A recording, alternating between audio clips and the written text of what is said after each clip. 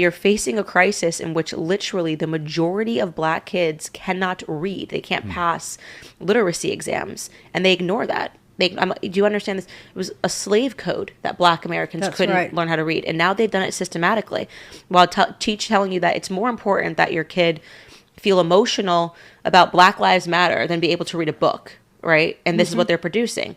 They're emotional, they have no logic, they have no ration, and they can't read. You know, when you look at inner cities like Baltimore and you look across 5 schools and they can't find a single child that's proficient in reading and writing. That's not an accident. That's not an accident. It's a pipeline from those public schools to prison.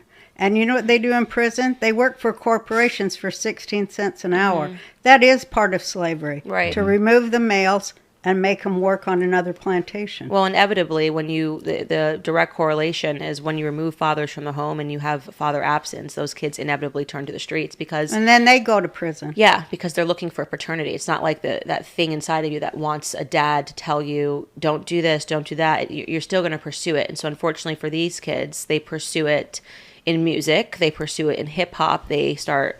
listening to rappers. The rappers are talking about gangbanging, and they go and they emulate that behavior because they don't have a dad that's saying, turn that off, you don't listen to this stuff. Music that would have never been allowed in my household.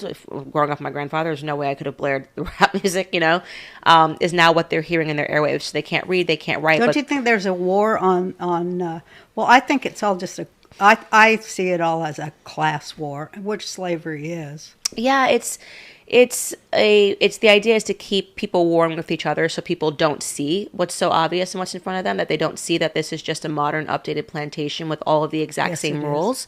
And so it keeps their focus. They look around and they finish school or graduate high school and they want to know why they don't have anything, why they can't read, why they can't make any money, why they are just slaves in the system. And then they go, and then the government says, it's because of white people.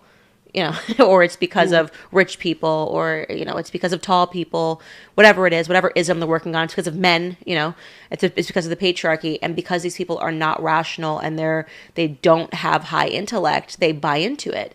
And these are the people that you see rioting on the streets who are thinking, well, I'm going to take what's mine and grab a flat screen TV from Target because a random black person got shot.